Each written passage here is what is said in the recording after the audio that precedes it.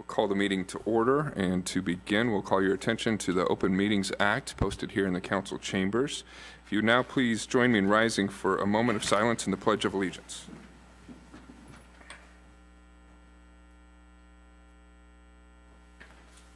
Pledge allegiance to the flag of the United States of America and to the republic for which it stands, one nation, under God, indivisible, with liberty and justice for all. Roll call, please, Beth. Granquist. Here. Lange. Here. Merrill. Here. Wiebelhaus. Here. Murin. Here. Jackson. Here. Clausen. Here. File. Here. All right, I would look for a motion to approve the consent agenda. I'll make the motion. I'll second.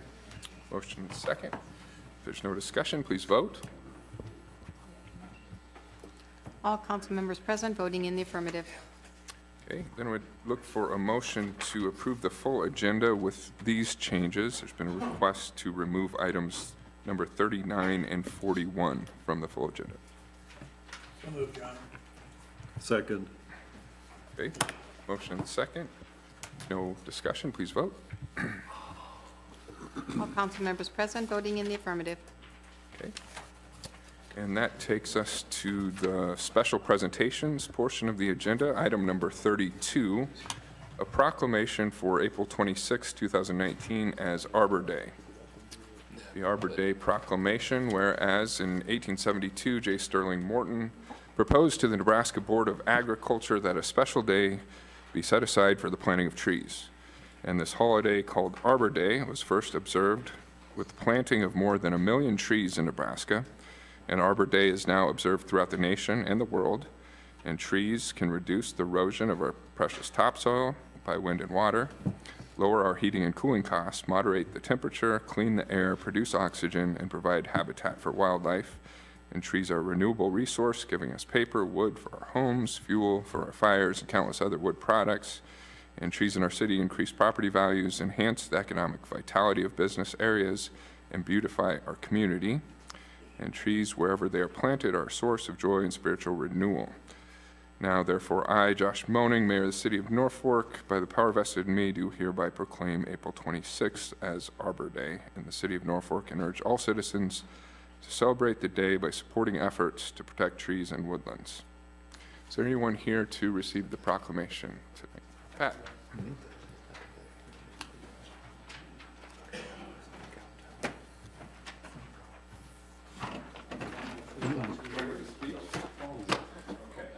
Pat Mersney, our Parks Director and Chairman of our tree board.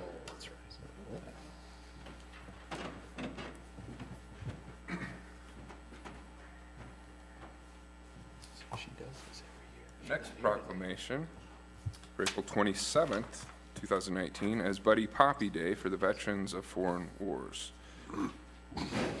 Whereas the annual sale of Buddy Poppies by the Veterans of Foreign Wars of the United States has been officially recognized and endorsed by governmental leaders since 1922, and VFW Buddy Poppies are assembled by disabled veterans, and the proceeds of this worthy fundraising campaign are used exclusively for the benefit of the disabled and needy veterans and the widows and orphans of deceased veterans.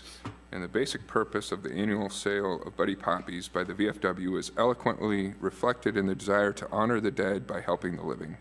Now therefore be it resolved that I, Josh Moaning, Mayor of the City of Norfolk, by the power vested in me, do hereby proclaim April 27, 2019 as Buddy Poppy Day in the City of Norfolk and the surrounding area, and urge all citizens to recognize the merits of this cause by contributing generously to its support through your donations for Buddy Poppies on the day set aside for the distribution of these symbols of appreciation for the sacrifices of our honored dead. Is there anyone here tonight to receive this proclamation? Let's see. Okay. That moves us to our public hearings and related action. Item number 34.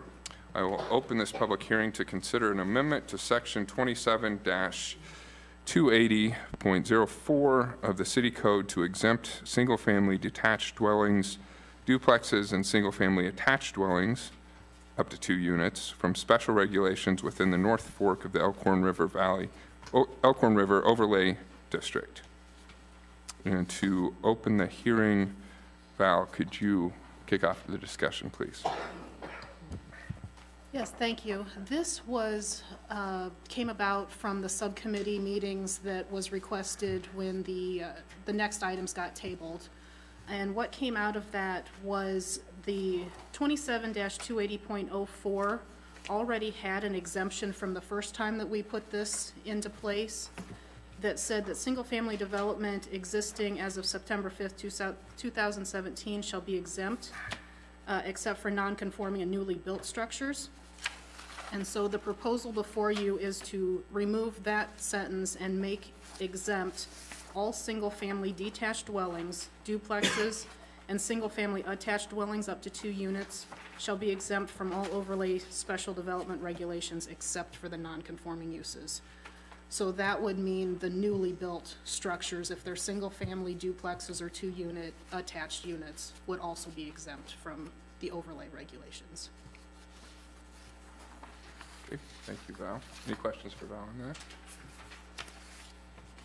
Okay, Val, so the map as it was currently proposed for now stays the same. We may see some amendments to that, but for single-family dwellings within those boundaries, they are exempted from the regulations proposed within the overlay district. Okay. Yes, so if the overlay is over that use, then they are exempt. Yes. Okay. Okay. All right. Thank you. This is a public hearing, so anyone wishing to make comment on this issue can do so now. Okay. Hearing no one, I will ask Beth for a Planning Commission report. The Norfolk Planning Commission held a public hearing on April 2nd, 2019 to consider an amendment to Section 27280-.04 of the official city code to exempt single-family detached dwellings, duplexes, and single-family attached dwellings up to 2 units from special regulations within the North Fork of the Elkhorn River Overlay District. The Planning Commission recommends approval of the amendment on a 7-0 vote. Okay. Thank you, Beth. We'll now close that hearing and move to item number 35. I would look for a motion to consider ordinance number 5608, approving an amendment to section 27-280.04 of the city code to exempt single-family detached dwellings, duplexes, and single-family attached dwellings from special regulations within the North Fork of the Elkhorn River Overlay District. I'd offer for consideration ordinance number 5608. Second. Okay. Motion and a second. Any discussion, comments, council? I guess I would just say, I think we all know this has been a pretty lengthy process in exploring this idea, and we gathered a lot of input, had several opportunities for public input on the issue. One of the things that we heard concerns about was how this might apply to single-family dwellings, and so we heard those concerns and are making adjustments here to exempt that those particular dwellings from the regulations lying within the overlay district. So I think in doing that, we protect the underlying idea of what the overlay district seeks to do, while also hearing the concerns of neighbors that could have been affected within the boundaries of the map. So, Mr. Mayor, would it be possible to see a map of the new, see the information was passed out? Could we see the changes on it? When is that coming? yeah, we'll address that coming up here in the next agenda item. The map right now, we're discussing specifically the exemption for the single family. Okay, and there you go. There are print copies of the map outside. Yeah. Okay. Okay. Any comments, council, on this? Just to be certain that the public understands, we currently have an overlay district that was passed in 2017, and we're basically adding the exemptions into the current overlay district, and if there would be any subsequent Would that be correct? We have an overlay district right here. Go ahead. Yes, that is correct, Councilman, sorry. All right, thank you. Questions or comments? Okay. Hearing none. Short title, please, Beth. An ordinance of the City of Norfolk, Nebraska to amend Section 27-280.04 of the official city code to exempt single-family detached dwellings, duplexes, and single-family attached dwellings up to 2 units from special regulations within the North Fork of the Elkhorn River Overlay District, to provide when this ordinance shall be in full force and effect, and to provide for publication of this ordinance in pamphlet form. Okay, please vote. All council members present voting in the affirmative, ordinance 5608 carries on first reading. Your Honor, as there was no opposition to this, and it actually benefits the people in the present overlay zone, I move that we suspend the rules and pass ordinance number 5608 on second and third reading. Second that. Okay. Motion and second to suspend the rules and advance on second and third reading. Any discussion? Hearing none, please vote. All council members present voting in the affirmative, ordinance 5608 carries on second and third. With that, that moves us to our regular agenda, item number 36. I would look for a motion to consider rescinding action taken on ordinance number 5582 at the December 17th, 2018 City Council meeting, at which the ordinance failed to advance on a vote of 4-3 to approve an amendment to section 27-280.02 of the city code to modify the boundaries of the North Fork of the Elkhorn River Overlay District, and to consider approval of a North Fork of the Elkhorn River Overlay District map delineating the resulting boundary. And this item was tabled at the January 22nd, 2019 City Council meeting.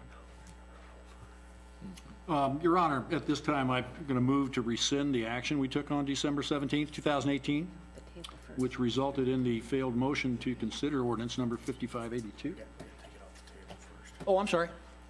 Well, let's... We would first, before we can get there, Councilman, have to remove the item from the table. So I would entertain a motion to take. I would make that motion. Okay. Second. Motion and second to remove the item from the table. Any discussion on that, Council? Okay. Hearing none, please vote. All council members present voting in the affirmative. Okay, at this time, Councilman. Your Honor, at this time, I move to rescind the action we took on December 17th, 2018, which resulted in the failed motion to consider ordinance number 5582, which was to approve an amendment to section 27-280.02 of the city code to consider modifying the boundaries of the North Fork of the Elkhorn River Overlay District, and to consider approval of a North Fork of the Elkhorn River Overlay District map delineating the resulting boundary. Second. Okay, motion to rescind and a second. Discussion or comments, Council, on that, on this procedural motion?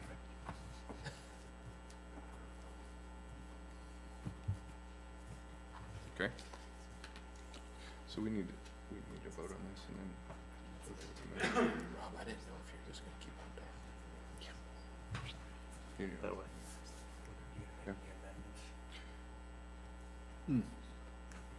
So, Your Honor, I move to amend ordinance number 5582 before us so that the area north of Benjamin Avenue is removed from the proposed expanded boundaries of the North Fork of the Elkhorn River Overlay District, and so that boundaries in both the expanded north and south districts are cleaned up so they will better follow street lines. The amended map and language changed to the ordinance itself has been distributed to each of you for consideration.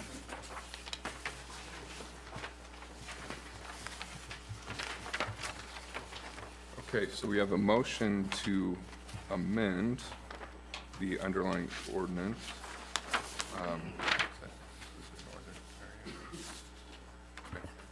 All right. And Val, maybe at this time, okay, we have a motion for the amendment. Do we have a second? motion. I'll second. Val, at this time, maybe you can help us walk through how these amendments came to be and some of the discussion leading up to the proposed amendment.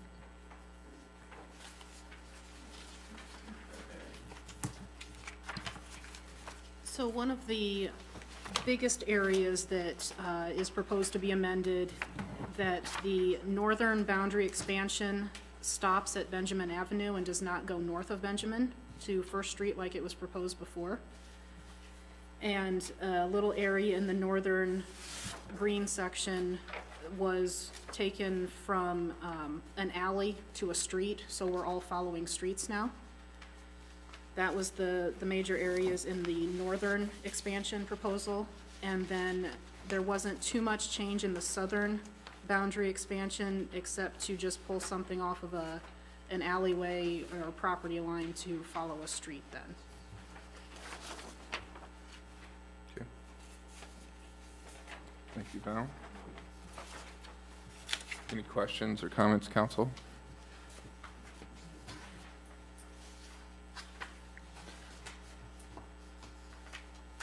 So again, the essential changes were the removal of the proposed area north of Benjamin Avenue and some slight adjustments to the map otherwise to make cleaner lines, so to speak, in terms of property boundaries. Is that accurate? Yes, that would be a good summary, yes. And as I said, as part of the public hearing, again, this, as we all know, has not been a process that happened overnight. Discussion on the expansion of the North Fork overlay district began almost 2 years ago, included several public input sessions, and at those we heard questions and I think answered a lot of those questions as to what this is and what it does. And again, I think at its essence gets to preserving what is already in place and helping guide and manage new growth and development along that corridor into the future, encouraging best uses and best practices for future development along the corridor and increasing property values for residents in the process. But again, during that discussion, hearing questions about impacts on single family, made adjustments to exempt those dwellings from within the boundaries of the proposed map, and now looking at the map itself, adjusted the boundaries of that map, removing areas north of Benjamin Avenue and other areas that weren't seen to be necessary to be within the boundaries of the overlay district. So. Any comments or discussion among the council before we move forward? Okay. Hearing none, so we have a motion to amend to, okay. And so, motion and second to amend. If there's no further discussion, I would ask for your vote on the amendment.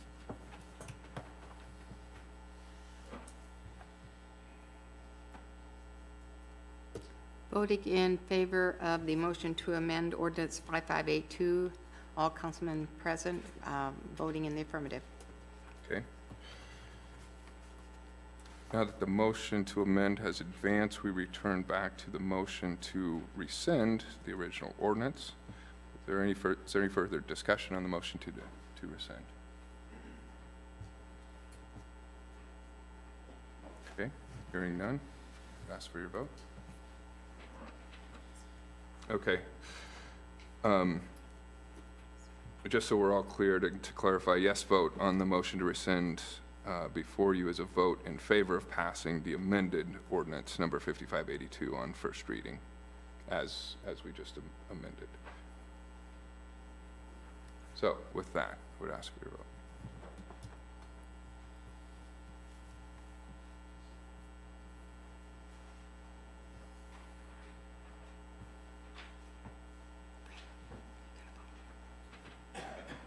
Is it on? There it is now, yeah. Voting in favor of the motion to rescind, Councilmembers Granquist, Langy, Merrill, Murin, Jackson, Clausen, File. Voting against the motion to rescind, Councilmember Weeblehouse. Motion carries. Okay. That moves us to item number 37. I would look for a motion to consider ordinance number 5583, approving an amendment to section 27-280.01 of the city code to clarify the intent of the North Fork of the Elkhorn River Overlay District and to amend section 27-280.05 to increase the number of review board members from 5 to 9 and to include residency requirements. Okay, but we haven't approved the ordinance yet. On first reading. On first reading. So you gotta go.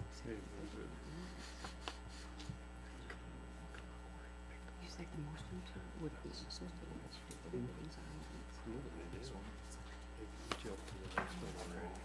The motion is going to go back. Motion to rescind.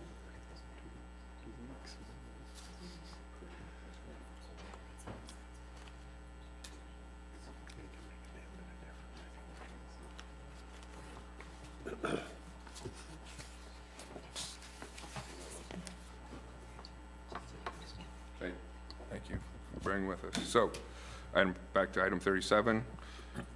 And as a note, ordinance number 5583 was tabled at the January 22nd City Council meeting.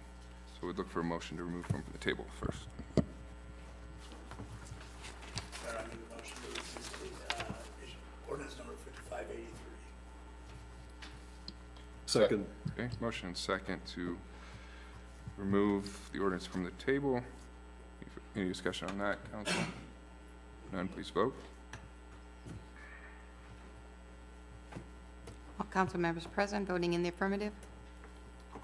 Look for a motion for the underlying ordinance. So move, Your Honor. Second. Okay. And Val, do you want to comment quickly on the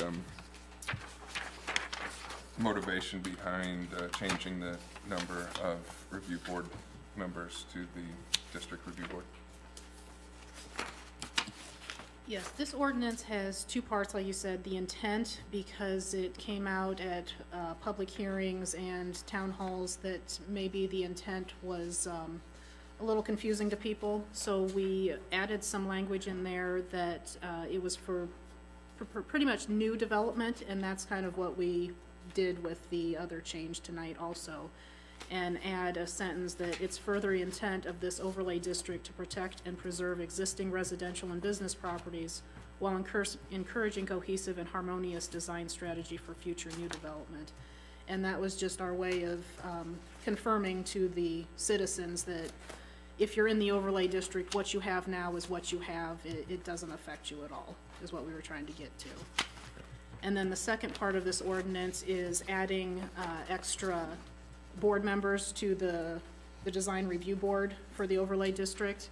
Since we were adding quite a bit of land proposed to the north and the south, it was our intent to go from 5 to 9 members so that we would have specific citizens in those newly proposed areas to be part of the review board also. Okay, thank you, Val. So Val, can you list who the 9 are, or how they're selected? I mean, granted, there's some at large, or is there any staff, or is there any designation as to, or are they just 9 from? The 5 that we had originally, Yes. One I know is a resident of that area. Some of them were more associated with the downtown because that's where the original focus was. But then the other 4 that are coming on, our intent was to put them, have citizens that are in the proposed areas so that they would be citizens of that area and have a say. Staff-wise, the only person that would be on that would be myself, and I'm not a voting member. It's more of paperwork and getting the meetings involved. That would be the staff area of the review board. So then, the next question for the public out there, how do they throw their hat into the ring to get on to the board for this expanded board? It would be like any other board that we have. There is an application online, and you can fill out your name and what you're interested in. We have all of our boards on the application, and so you can check mark the boards or the one board that you're interested in and provide that to the city. And then when the mayor goes to appoint the 4 board members, if this passes tonight, then we would provide those interested parties to him for his choice, if he has somebody that he wants to appoint from there. My last question, I guarantee it, so, we currently the board sits at 5? Right. Do we have 5 members Yes. on it? Okay, so we're looking to, that's what I was getting at, we're looking to expand additional 4 from, We would keep the 5 that we have and then expand the extra 4. Okay. Yeah. And Val, the term of the board members is, I want to say 3 years. I was thinking it was, but I wasn't sure. It's been a while since I looked at it, but I know right now we're staggering, you know, because usually when boards are newly formed, we have 1 for 1 year, 2 for 2 years, Right. 2 for 3 years, so they're staggered right now. Okay. Thank you. Val, did I hear you say that some of the people downtown are on the board because they're part of the overlay? Some of them may be in the overlay, or they were part of maybe BPD, or they were interested in the riverfront overlay for, you know, for the last 15, 20 Part years. of the overlay? Some of it is. Okay, so, but I mean, all the way down Norfolk Avenue to the River Point is not? No, we've only gone about 500 feet on either side of the river, so that would not entail all of downtown, no.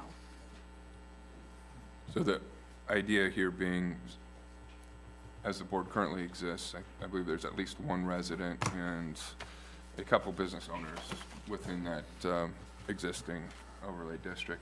As we here have moved to expand the boundaries of that district, residents within those areas would be part of the newly expanded district review board. And again, that board only comes together to meet should there be development proposals before them. So it's not a regular,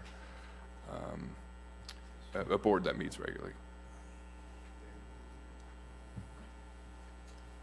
Any other discussion or comments, Councilman? Okay. And ask for your vote. Oh, yeah. An ordinance of the City of Norfolk, Nebraska to amend Section 27-280.01 of the official city code to clarify the intent of the North Fork of the Alcorn River Overlay District, to amend Section 27-280.05 to increase the number of review board members from 5 to 9, and to include residency requirements, to provide when this ordinance shall be in full force and effect, and to provide for publication of this ordinance in pamphlet form.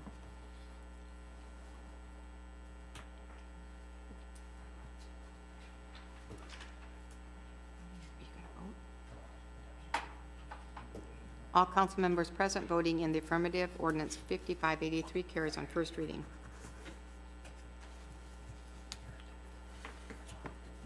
Okay. Item 38.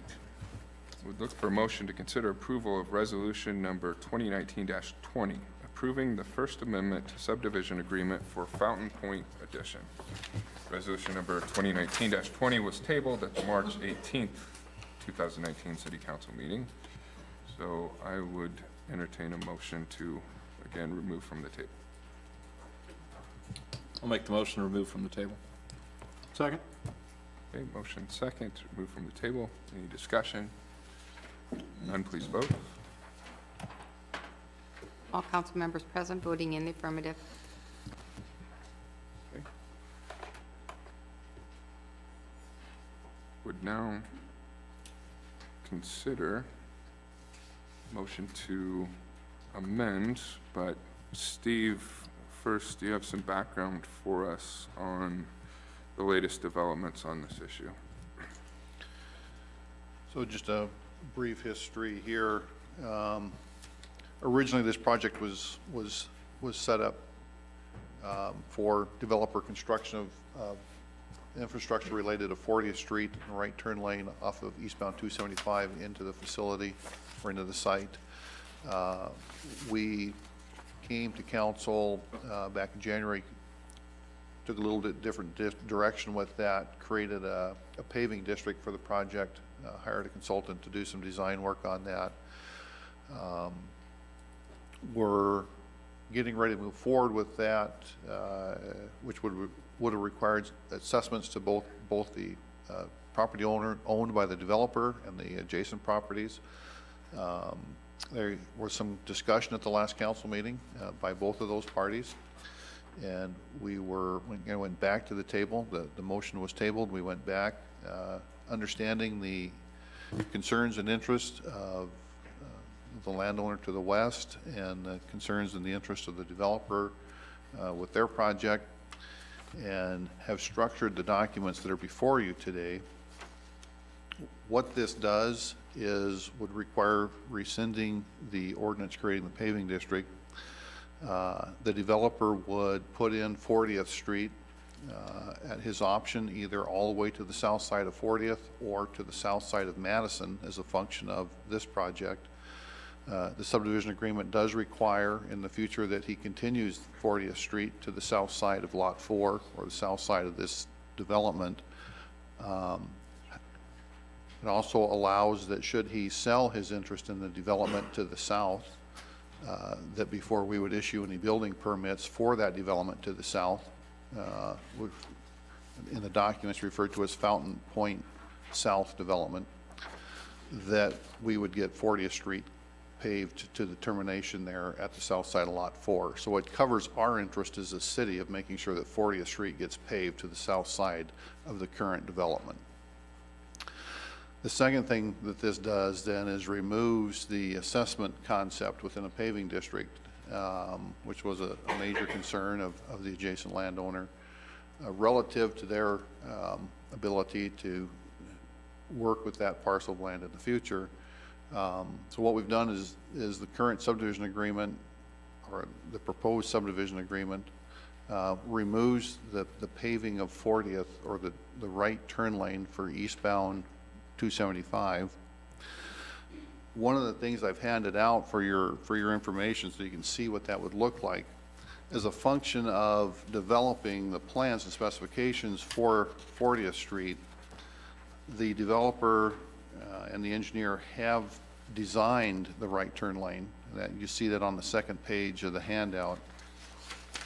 That is a requirement of getting the intersection permitted through the DOT, so the DOT can see ultimately what that's going to look like.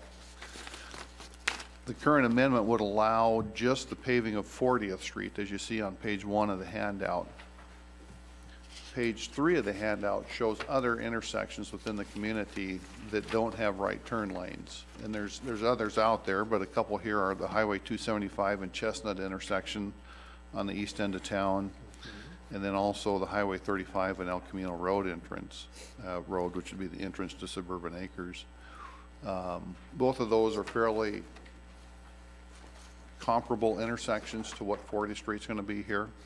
Obviously, as we go forward as we go forward in time, and those areas continue to get developed, the subdivision agreement states that at such time as either proposed development would require that turn lane, or turning movement turning activity would require that turn lane, and then it would be constructed.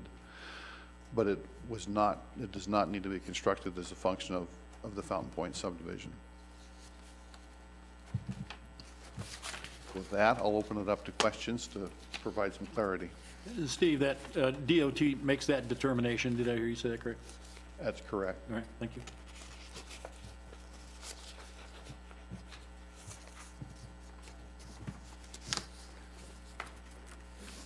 Steve, is there communication to There has been communication to both parties as to where we currently sit. Both parties are here tonight as well. Mike Anderson and Gary Saline. Mike, raise your, yep, there you are. So yeah, both parties are here tonight and represented. Gary did submit a letter, I think, to council last Friday, you know, where he provides his support to the amendment.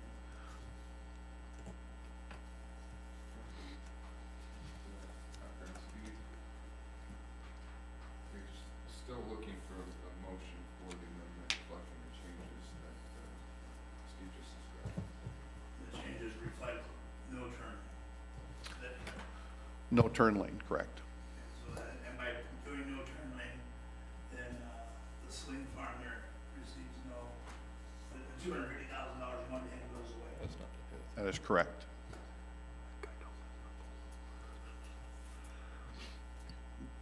The resolution that we've got in front of us will make those changes, correct? That is correct. Should a motion There will be another agenda item that would rescind the original ordinance, but this just states that that will be forthcoming. But we don't have that tonight. That's correct. Thank you. I'll make the motion to amend. Second. Any further discussion?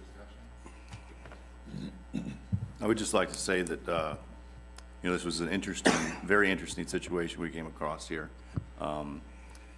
Considering both parties had relatively good arguments for the direction we were going.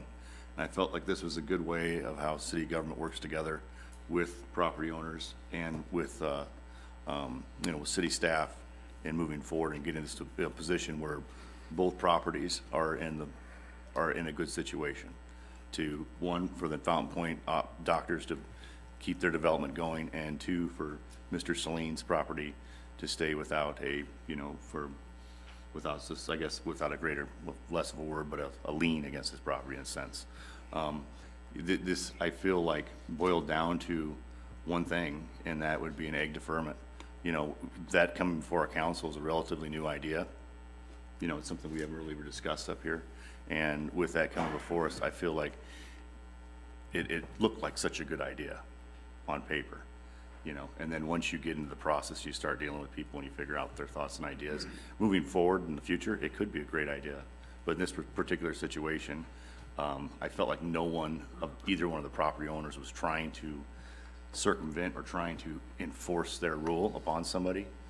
I think everybody thought they had a good reading of the situation. It just needed to slow down. We need to pump the brakes, and that's why we tabled. I think that was a good move, and I think now we've got something in front of us that is positive moving forward. Well, Steve.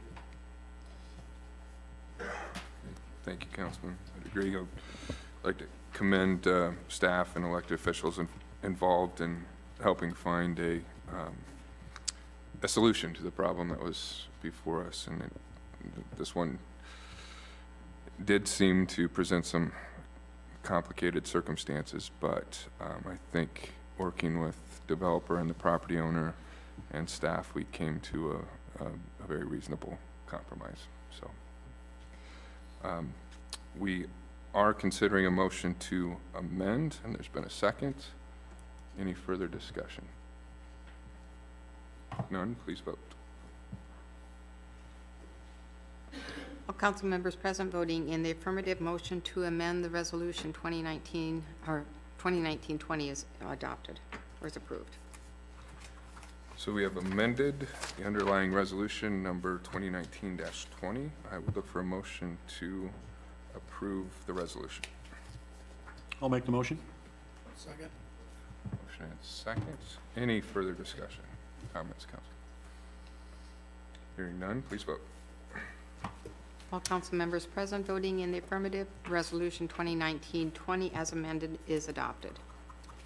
Okay, and since item number 39 was removed from the agenda, we move to item 40 and would look for a motion to consider approval for staff to negotiate a power purchase agreement between Nebraska Public Power District and Sunvest Solar Incorporated for an 8.5 megawatt community solar project. And with us, Motion, Your Honor. Second. motion second. And with us tonight, representatives of the Nebraska Public Power District. Evening. Good evening, Council. Thank you for the opportunity to present to you tonight. I am Pat Hanrahan, Hanrahan, with Nebraska Public Power District, the Assistant General Manager of the Retail Division. My colleagues in the audience tonight, Tim Arlt, the General Manager of Retail, and Kathy Cottle, the Account Manager for Norfolk. I'm sure you've seen her several times up here. What I want to do is give you a brief refresher of our solar program. It's probably been a while since you've seen it. And then take you through the request for proposal process we've been through, our recommendation, and then some of the ongoing activities we have as you consider this motion. So this will be a utility scale solar. So it will be located in the Wellfield area. That'll be, I believe you have in your board packet on slide 2. What the community solar allows is multiple participants into one array. So you're not limited to a rooftop design or a backyard ground mount design or something like that. So single family homes, apartments, condos, townhomes, businesses, industrial customers, city accounts, they can all subscribe to the community solar shares, okay? It eliminates poor rooftop orientations, tree shading, zoning issues that can come with private installations. A couple of the other items to note, economies of scale is a small system. There's costs associated with that from a homeowner or a business standpoint. The community solar is no upfront cost to the city or the end-use customers. That's key. The city provides the land. That's the contribution of the city. And the developer takes care of all the installation and maintenance costs throughout the term of this project. NPPD purchases all the power from the developer, and then we sell that back to the customers in the form of shares, solar shares, okay? The larger the project, the better price you'll get, obviously. This particular project will be at 8.5 megawatt. It will be the largest project in Nebraska to date. Couple relationship builders here, obviously between NPPD and the city. There's developers, there's vendors, there's investors involved in this process. One of the very exciting things we've seen is with the pollinator crops underneath the solar panels. That has been almost just as popular as the solar itself. They take care of the birds and the bees and the butterflies underneath. The other thing would be that's new with this project is a public information and education area. And I'll show you on the map where that is, but the developer would install sort of a mock-up solar panel that you could pull off the highway and read about what this project is, what the city's done with renewable energy, and it should be a pretty neat project. The other key item here is the lease payment to the city. There is a very minimal impact to the lease payment. So with rooftop solar, that customer may be offsetting a big portion of their energy use. With this, they're offsetting a small portion of their production cost. Okay, so the lease payment is maintained. It's very important for the city. Okay, so I would ask you to, on the map on slide 3, this is an outline of the site. It's on West Highway 75, on the south side at the Wellfield. It's about 70 acres that the city has identified for this project. NPPD has a sub-transmission line that runs along that property, so that minimizes the cost of interconnection. We have a very short way to go to interconnect to our line. The public information area you can see highlighted there at the top along Highway 75. We think that'll be a pretty cool addition to this. The other item here is a potential battery energy storage site. So we're working with the city, the administration, and the mayor on we've gained approval on a battery storage grant, and I'll highlight that in a few slides, but that'll be located on the same site and charged from the solar. That'll be the largest of its kind battery storage site in Nebraska to date as well. So it's a pilot project. It's a chance for us to learn more about battery storage and what we're capable of there. Working very closely with Public Works on the site. There is a water line that runs through the site. We'll avoid that, put the solar array. We've seen a layout, so you'll still have access to the water line. Won't be any impact there. And then the developer will negotiate a land lease price with the city for use of that land as well. Whatever the city determines is a fair price for that land will be determined, okay? I'm going to move to slide 4, where we're at in our process today. So we've identified the size with the city, 8.5 megawatts. We've issued a request for proposal to developers. Those were issued November 16th of 2018. We got those responses back January 21st of this year. We're ready to move ahead with a recommended developer and negotiate further. As you can read through there, we have a bunch of studies to do. We have some contracts to sign. There's a power purchase agreement that we'll sign with the developer for the output of this facility, okay? That'll be a 20 or 25-year agreement for NPPD to purchase the output of this power. There'll be a generation interconnect agreement that allows them to connect to our lines. One of the items I want to note is we have a professional retail operations agreement, the PRO agreement with the city today. This power purchase agreement will extend beyond where we're at today with the PRO agreement. So there's a few things. We're in negotiations now with the mayor and the city administration on extending that PRO agreement. We're very comfortable that we're going to reach a resolution there, but in the meantime, when we get ready to sign this PPA, we will need an amendment to the current agreement that states, should there be a termination of the PRO agreement with NPPD, the city will take over the solar site. Okay, the city will take on the responsibility of paying the PPA at that point. That's all the amendment will say. Is that clear? Okay, thank you. Commercial operation of the site would be Q2, Q3, 2020, tentatively, and then we'll market and subscribe shares to the community. And at the prices we're seeing, I don't think there's going to be any problem taking shares off this site. So the reason we use a third-party developer, they can take advantage of the 30% tax credits, and they can pass that along in the PPA price. That's the reason we use a third-party developer. Moving on to slide 5. We had very good response to our request for proposal, 18 responses. These were from companies that were regional, national, and international firms. You can see the price range there that we received, and the comparison is to NBD's base production energy cost. So you can see how attractive that was, some of those prices that came in. We did a bid evaluation. It's not necessarily low cost, it's best evaluated bidder. Okay, and there's the bid evaluation requirements. So they have to meet our technical specs, they have to meet the other project requirements. Our recommendation at this time with the motion would seek to approve NPPD to move forward with negotiations with company NG Sunvest Solar Inc. They've met all the requirements of the RFP.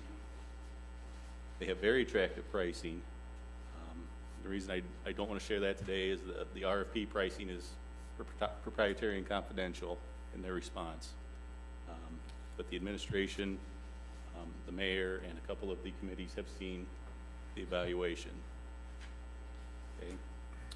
We have previous experience with this developer, very comfortable with their installation, and they have experience in battery storage as well, which could be a plus when we go out for that RFP. Prior to us signing the final PPA, we will bring that price to the council. So you will see the final PPA price before we sign that document. Okay. Any questions on the solar process to this point? And so the anticipated date when we'll be coming back with the proposal then that you're laying on away? Probably a short term, maybe 4 to 6 weeks. Okay. This quarter yet then? Yes, I would think this quarter yet. Since we've already been through a project with them, we anticipate it would flow pretty smooth. Okay. Thank you. Yeah. I want to highlight a couple other things here. The battery storage project, so we did submit, and we're just last week awarded a grant with the Nebraska Environmental Trust to move forward with a battery storage project to be co-located with a solar. We've selected the Norfolk project for that. Again, the city's providing the land for that. It's on the same site as the solar, so you don't lose any other land. Some of the goals of that project are to determine distribution system benefits. You know, can we have demand response? Can we shave our peak load? Can we smooth the solar output? Say if a cloud comes over, can we smooth that output? Frequency response on the distribution transmission system. We're part of a integrated market. We want to see if that battery can be possibly dispatched in that market at some time. It's going to give us a real benefit to see what we can do with battery storage as that technology continues to develop. It'll be a 1 megawatt, 2 megawatt hour size, which is good size. It's not huge, but it's not small either. Okay. We've been awarded the grant, and it will go live about the same time as the solar. It can't go before because it has to be charged from the solar. So we anticipate about the same time we'll have the battery storage out there. Slide number 7 is just a photo of the battery. It's an example of a battery storage. So it looks like a container box full of batteries. It's not aesthetically too bad. It's compact size, minimal footprint, easy to install, easy to remove when we're done. Any questions on the battery storage? You say the upfront cost, there's nothing passed on to the consumer? No. No upfront cost. No upfront cost to the city, no upfront cost to the customers. All we do is pass along the final PPA price when we're done. Okay, and that's projected to all members of the state, or There'll be a certain number of shares available out of the project. so they can buy the shares? And so we'll work with the mayor and the administration to determine how we divvy up those shares. There won't be enough for everyone to go around. Yeah, let's talk about that a little bit more, how this is paid for. So MPPD buys the power from the developer and then sells the power out to members of the community, both individuals and businesses who might be interested in buying shares. That's correct, Your Honor. And their motivation in buying shares might be that, you know, they're interested in using renewables, but very realistically in this scenario, given some of the pricing you've talked about, also lowering their energy bills. That's correct, Your Honor.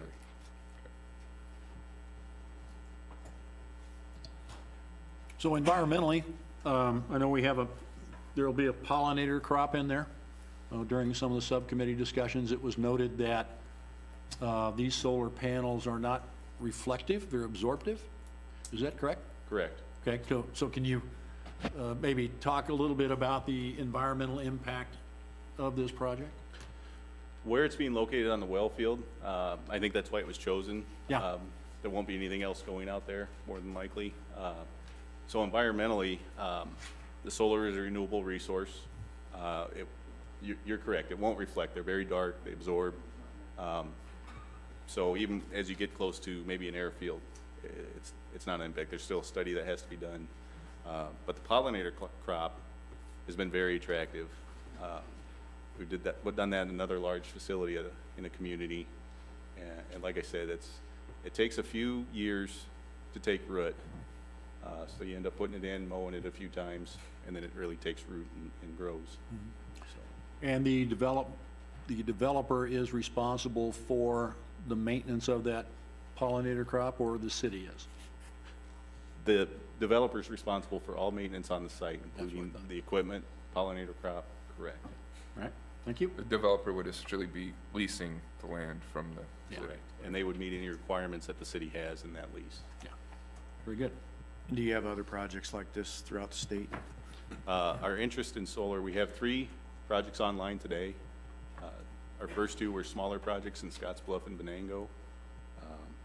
Our third project was in Kearney. It was a 5.6 megawatt, 5.7 megawatt size. That's where we have the pollinator crop in place. Interest has skyrocketed recently in the renewable energy, so we are responding to a lot of requests, but the pricing we're seeing on this project because of the size is extremely attractive.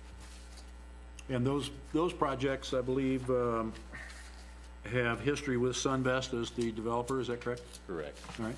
That's correct. We have- Positive experience? Yeah, they've been a good partner of choice so far. And when was Kearney's? Kearney was the most recent project. It went online December of 2017. Okay. And isn't it true that, even since then, since that project was being developed, pricing has gone down, technologies have increased? Right, efficiencies have improved. As the mayor said, technology has gotten better. This size just seemed to be attractive to a lot of respondents. And typically, the bigger the size, the more efficiencies are created and the lower the That's price. absolutely correct. So, And Norfolk's advantage having the land, owning the land, a parcel about the size that fits this size of project. right. Also gave us an advantage in establishing a project. It did. You didn't have to go out and find land and purchase land. It was next to the sub-transmission system, sort of although it's solar, the stars kind of aligned. Not bad. All right. You know, in the event of a big hailstorm or anything like that, the developer runs it, so they're responsible for the upkeep and the insurance and maintaining. That's correct. They have a vested interest to keep it up because they get paid on the production of the facility. So, and they will monitor it 24/7. They'll monitor. They will probably, at this size, we requested and made a requirement that there's a link to the solar production. So there'll be a website that you can go to and see how the solar's producing. I know we talked about this in subcommittee, the usable life of these panels seem to be pretty good, and if you wouldn't mind addressing that for the public, it was pretty impressive. As the mayor alluded to before, the technology's gotten better, so what we're hearing from the developers and the providers at this point, the panels are expected to last 30+ years. So while we will have a 20-year power purchase agreement, it may be a usable site for several additional years. Okay. So thank you. We choose to go that way. Have you seen also in Kearney and Scottsbluff, there's an educational component to this, so you have classrooms visiting and there are tours of the facility, things like that? Lots of visits. Obviously, we'll have the council out there first thing for ribbon cutting ceremony. Yeah, it's a great educational opportunity for renewable energy and what it means. What I didn't mention, thank you for bringing that up, Mr. Mayor, is Scottsbluff has decided to move ahead with a second project as well. We started with a very small, their shares were actually a premium on the first one. They sold out before we had a commercial operation. The interest was just that high. Now we're going with a much larger 4.6 megawatt in Scottsbluff, and pricing is attractive there. It's not what you guys are going to receive, but so. Very good. And yeah, I know you hit on the battery storage part of this, but that's an evolving field as well, and there's a lot of interest in that. So this being tied to the state's first battery storage project of its size is a big deal in itself. Not only it being the largest solar array in the state of Nebraska, but it is also being paired with a storage system. Project like this is unprecedented in the state, so that's exciting. And that was, again, done by partnerships formed by NPPD and the Nebraska Environmental Trust Fund, which is funding the grant that pays for the cost of that project. Absolutely, and we feel very fortunate to have a partner in the city of Norfolk and the relationship that we do. It wouldn't have been possible to do all this without the relationship we have with the city. So before you vote and I step away, I'd just like to credit the administration and the community and the city of Norfolk for their partnership and support during the recent events that we had with the water and the flood. We had some challenges at the Norfolk 115 kV substation being underwater, so we had to take an outage to part of the community, and the information and support through that notification and process was outstanding with the city, so we appreciate that. Thank you very much. And we'd like to recognize Divots. As we were evacuated out of our operations center, they took us in and accommodated our essential personnel and our equipment in their parking lot. So the support received from the community was outstanding, unprecedented. Thank you. Thank you. Appreciate that. Any other questions? I Go have ahead. one more question. I know you probably hit on it, but if this company ever decides to walk away, what happens? Is there a clause that says they can't, or? There are termination clauses within the power purchase agreement. So. But not just walking away and we're sitting in the field and the expense. I don't think it'd be to do that anyway. We turn that over to our legal, and your legal will review and make sure everything's on the up and up there. Okay. Anything else? Council comments? Thank you very much. Thank you, Your Honor. Okay.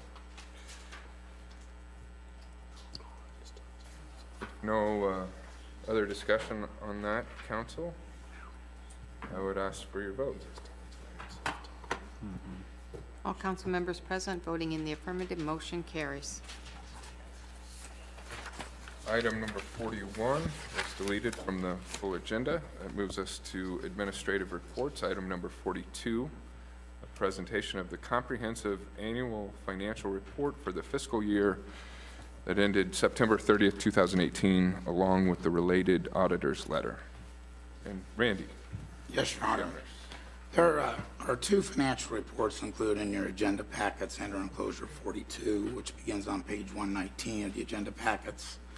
The first of these is the Comprehensive Annual Financial Report, or CAFR, and the second is the Auditor's Management Letter.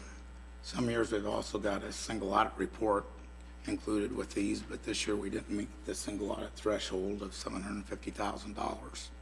Our expenditures of federal awards were about $553,000. And the single audit requires a much more intensive review by the auditors of the federal grant projects, and that saves us about $3,000 a year in audit fees when we fall below that threshold. And I don't believe we've been above that threshold since they amended it up from $500,000 to $750,000. The majority of this year's federal grant expenditures were from trail grants passed through the Nebraska Game and Parks Commission, including almost $288,000 for the trail along the North Fork of the Elkhorn. Since we don't have a separately issued single audit report this year, there's a section at the end of the CAFR that has the reports required by government auditing standards, and that begins on page 253 of your agenda packets. And those are clean reports, noting no internal control weaknesses, non-compliance with laws or regulations, and no audit findings or question cost.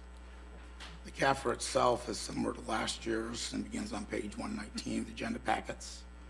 On page 140 of the agenda packets is the auditor's report on the financial statements itself, which is a clean opinion that the city's financial statements are fairly presented in accordance with generally accepted accounting principles. The best place to look for a broad overview of the city's financial condition is in the two government-wide financial statements on pages 32 and 33 of the CAFR, which are pages 158 and 159 of the agenda packets. These statements are prepared on a full accrual basis of accounting, similar to how most businesses prepare their financial statements. Statement of activities is on page 159, and this is similar to a business income statement, and I'll focus my review on this page. On the top part of the statement of activities, the various government functions are listed down the left-hand column, such as public safety, library, and solid waste. The expenses on a full accrual basis, including depreciation, are in the next column for each of these functions. For instance, community improvement and development expense was $3,182,386, and this is the expense related to the city's housing and economic development activities. The next three columns are program revenues derived from operation of these functions, broken down into three categories. Charges for services is the first of those categories, and continuing to use community improvement and development as an example, you'll see there was $113,810 of charges for services for community improvement and development. This is money the city received from the housing agency to partially reimburse the city for the cost of the employees we have running. That better, Beth? Move it forward, I guess. There you go. You hear me now? That's the cost to partially reimburse the city for the cost of the employees we have running the agency's Section 8 rental assistance program. The next column over is operating grants and contributions. You'll see the city received $2,384,692 of these revenues for community improvement and development. $1.4 million of that was the Site and Building Development Fund grant from DED. This went to Black Hills Energy for construction of a natural gas pipeline from Bancroft to Norfolk. This pipeline greatly increases the ability to flow natural gas to Norfolk and diversifies the supply. Another $700,000 that is included in that number is increment financing for the Meadow Ridge Housing Development and SCM 10X. That was the project where Raising Cane's restaurant is and the adjacent office building. Capital grants and contributions is the final one of those program revenue columns. And there were no capital grants received for community improvement development, but if there would have been, they would have shown here. In the total, the city had over $6 million of capital grants and contributions. 1.3 million of these were for business type activities and 4.7 million for governmental activities, of which $3.7 million was for public works, including almost $2 million of this were developer contributions of streets and new developments in town. For instance, Fountain Point, Meadow Ridge, Meadowman's Lake, and College View. Also part of this $3.7 million is over $1.5 million of assessments for Sewer District 247. And finally, the net cost of operating the various activities is shown in the next two columns. Governmental activities is the first of these columns, and that's activities you'd expect will not have enough revenues to support their operating cost. And as you would expect, user charges and other program revenues for all of our governmental activities weren't enough to cover the cost. And business activities in the next column where users are expected to pay the full cost. And that's our enterprise funds, water, sewer, and solid waste. And all of those show revenues exceeding the expenses as you would expect, as you would hope. Net cost of governmental activities was about $16 million both this year and last year. For business type activities, the water, sewer, and solid waste, net revenue is up from $2.1 million last year to $2.6 million this year, an increase of about $500,000. The biggest change was in capital contributions from developers in the form of water and sewer lines, primarily in the subdivisions I mentioned earlier as contributing streets. These mains were valued at almost $1.3 million compared to no contributions in the prior year.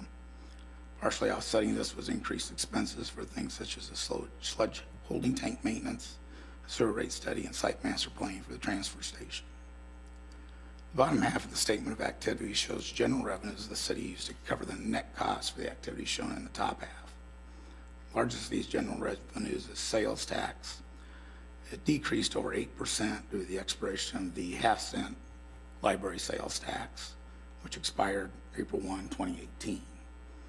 If you look just at the ongoing 1.5% city sales tax, this actually increased 3.6% from the prior year. At the start of the fiscal year, we were kind of chewing our fingernails because it was coming in significantly under budget, and we put a moratorium on state travel and conferences along with lower priority capital outlay. But this turned around once construction season started, and we had double-digit percentage increases most of the months during construction season when you compare it to the prior year.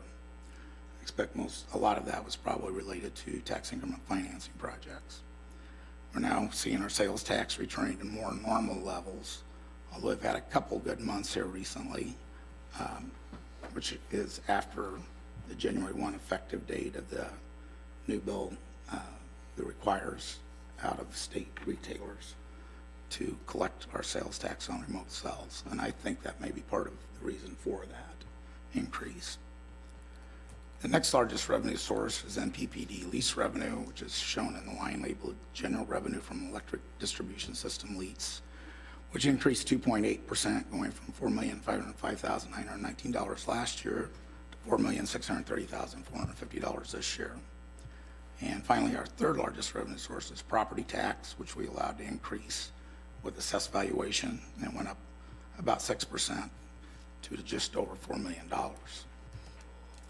When you combine these general revenues with the net expense or revenue shown above, you get the change in net position for the year. That's similar to net income for a business.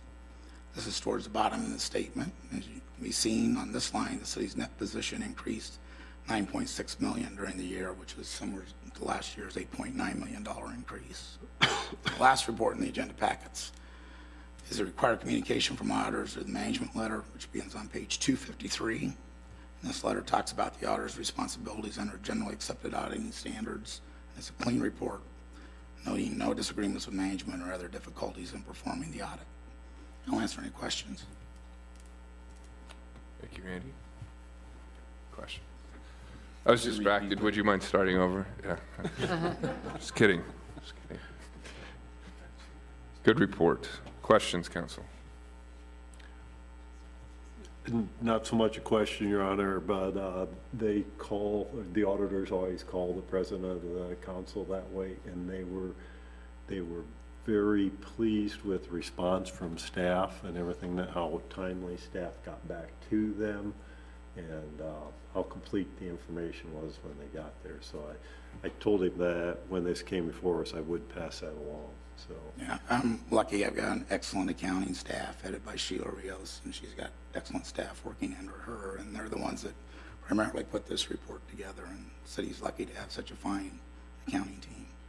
For several years running, I know the city has been recognized for excellence in financial auditing, and that trend continues. So that's something that can't be overstated as to how important that is in terms of the elected officials having a high degree of confidence in staff work. So we appreciate that. Thank you. Any other questions for Randy on this? Okay. Well, you're not off the hook yet, Randy. Item number 43, presentation of the Community Development Agency's 2018 Annual Tax Increment Financing Report. Did I miss the open part of the the river thing? The open overlay district? Yes, that was. Did I miss that? Yeah, there was a public hearing about 30 minutes ago. I never heard you open. I've been sitting there the whole time. Can someone check that? We had a public hearing. We started with a public hearing. But did you? Yes. You was addressing the council, but you never opened it to the public that I had heard. I missed it.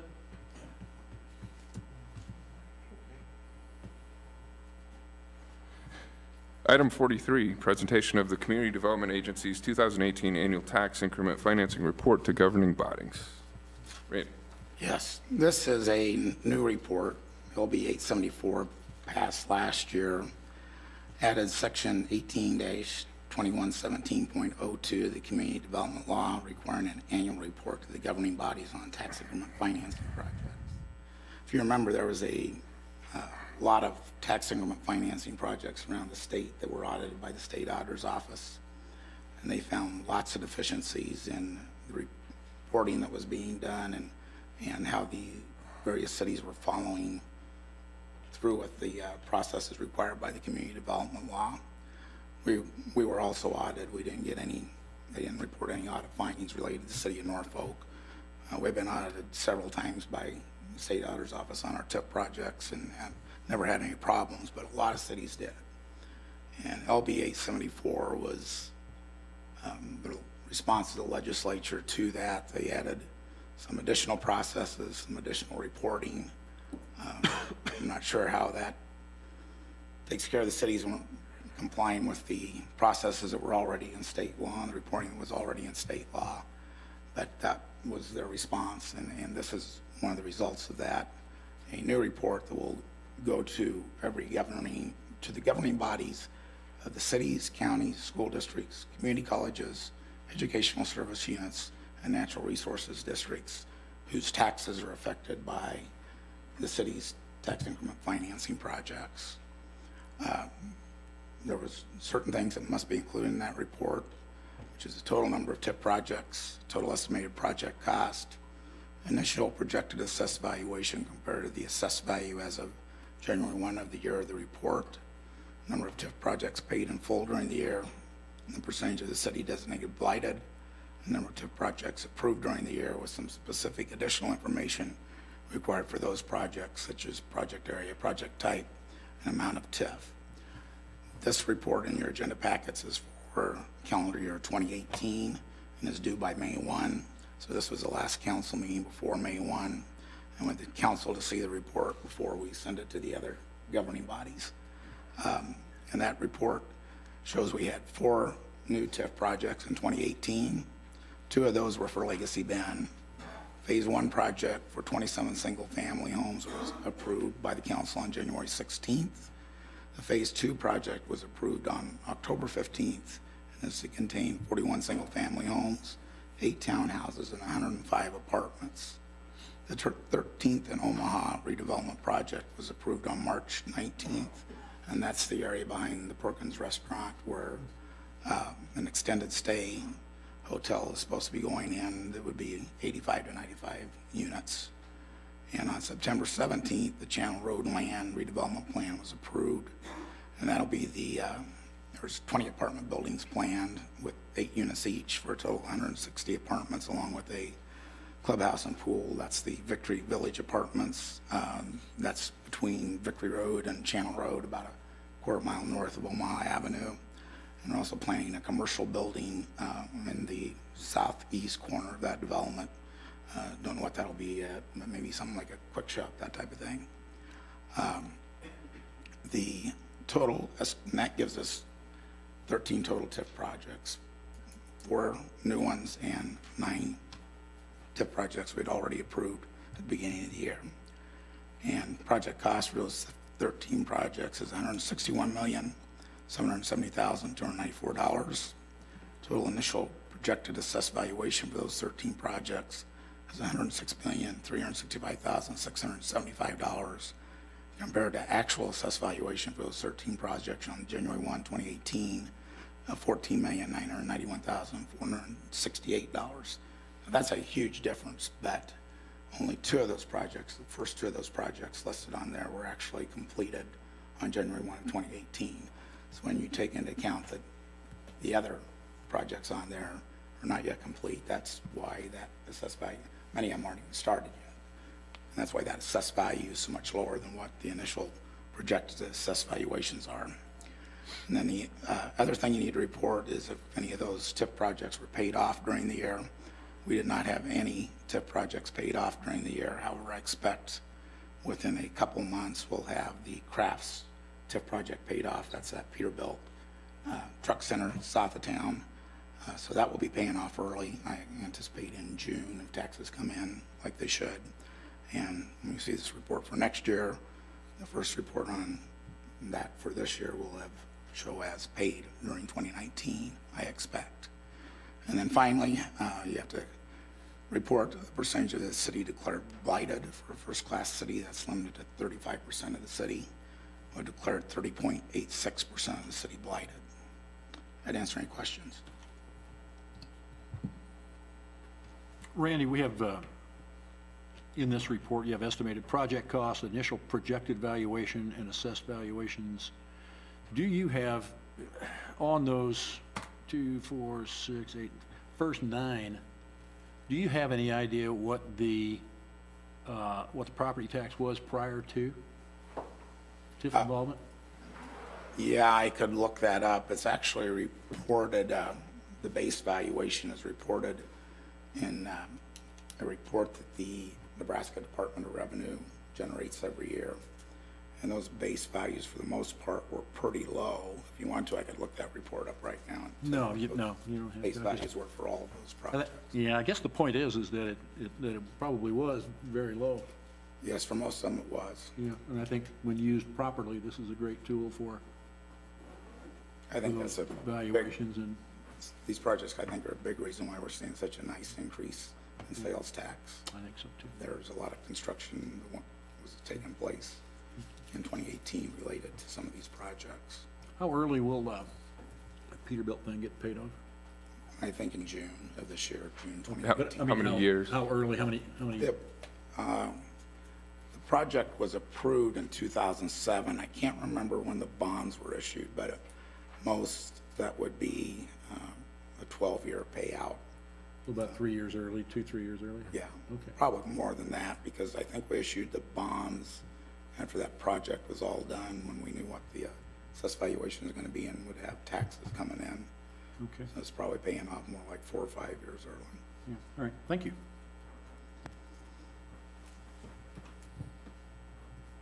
Good questions? Any others? All right, Randy, once again, thank you to you and staff for preparing that report. And with that, that concludes this meeting of the Norfolk City Council. Good evening.